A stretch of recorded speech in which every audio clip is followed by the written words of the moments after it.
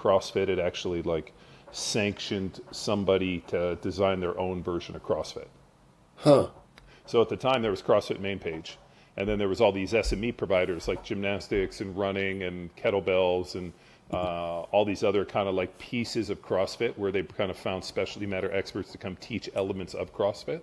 CrossFit Football was its own training program that was designed for field sport athletes, you know, short, heavy, hard, fast, big, strong dudes, that was based off of CrossFit principles. So in essence, CrossFit actually licensed a program that was different than their methodology. It wasn't based on increased work capacity, broad time modal domains. It was pretty much heavy, hard, and fast. And all I did was I just put legitimate strength templates with short conditioning workouts, aka supersets. Like, I just translated like strength conditioning into like CrossFit terms.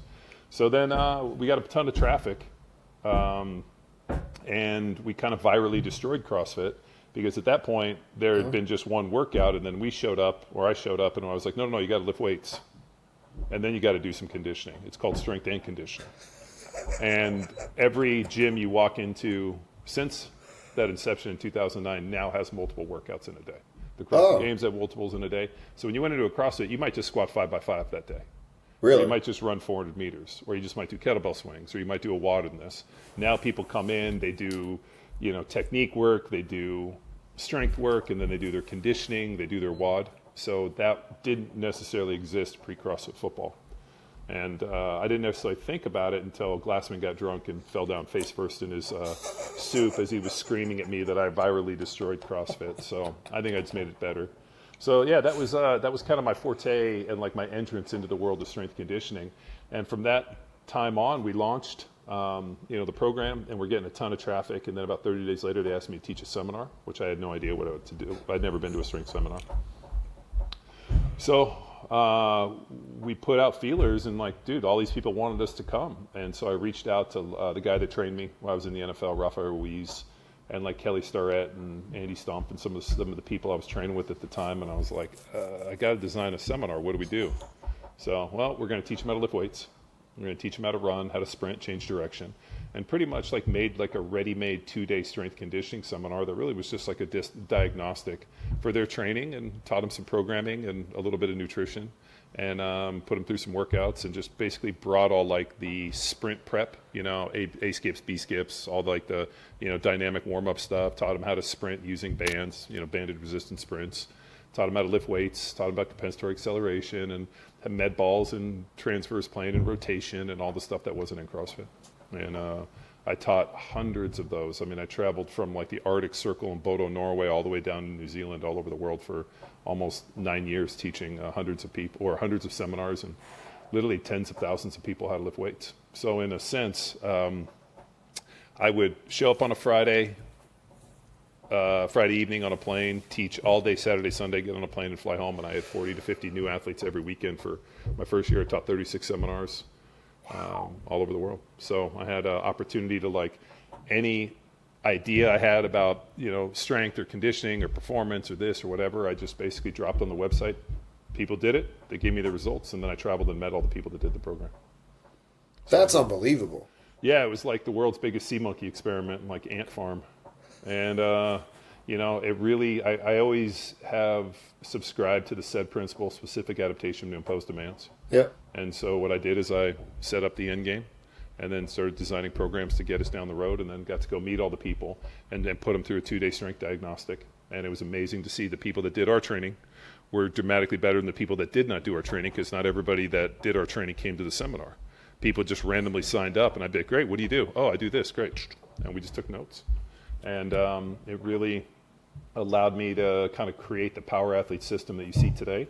I created it in real time, literally like cut its teeth on the road, working with athletes, free programming. I mean, it's I don't think that anybody will ever be able to replicate it.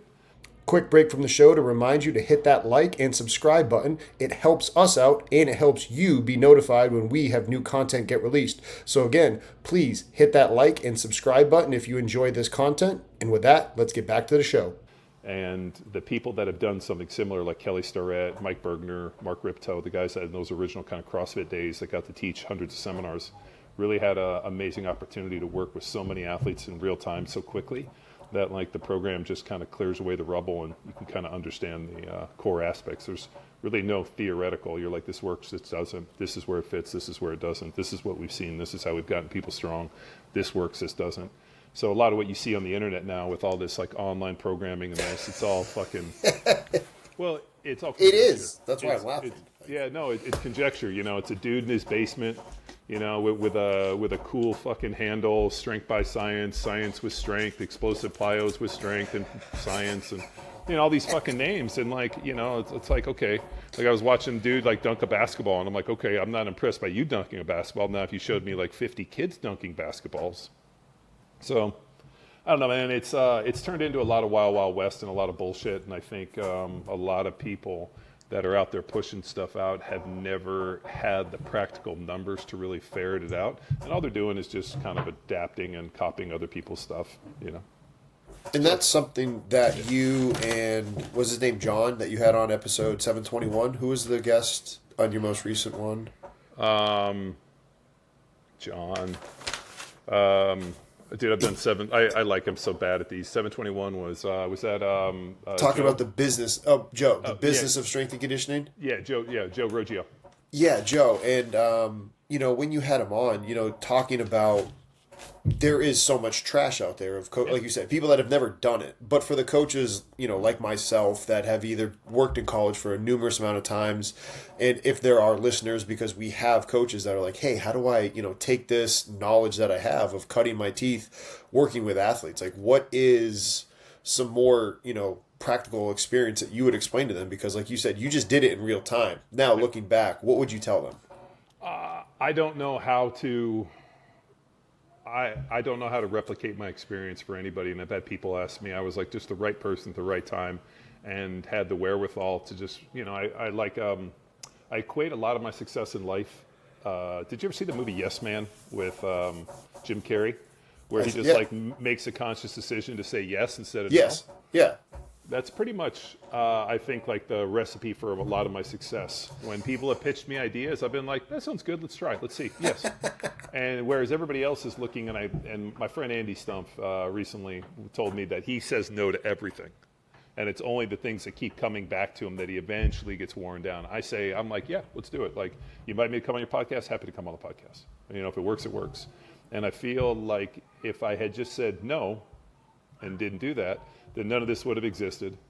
And I would have probably gone off and been an attorney and been working with my brother in Orange County instead of, you know, doing what we do here at Power Athlete, which is pretty fun. So, but I do think that the only way that you answer the questions that you have about strength conditioning and performance and all these other pieces, the only way you do it is actually in real time. You have to train athletes. I can sit at home and dream and conjecture and, you know, watch Cal Dietz talk about triphasic and, you know, look for fucking oscillation drills in here and argue about, you know, the eccentric load remodeling tissue. But until you see this stuff in real time, or you have athletes to actually test things on, I think it's just all theoretics. And like, you know, you can have a great Instagram handle name and you can come up with like the best shit you want. But at the end of the day, it's always going to come down to who have you trained, who have you worked with, and like, have you seen the problems with this? And it's something that, you know, I continue to do. I mean, even though we have, you know, thousands of people that follow online training programs, I still continue to train athletes in person. I don't do it nearly like as much, but like if there's like high level professional athletes or people that need my help, I'm more than happy to work with those guys because it just allows me to sharpen my blade and answer more questions. For those that are, you know, going through it, what is your overall 10,000 foot view of training program philosophy? Like when you get a new athlete, football player coming in, hey, off season, what are the first things that you're taking through a brand new athlete that you think are the most important KPIs for a football player, whether it be a specific position, or how do you go out breaking it down? Again, 10,000 foot view.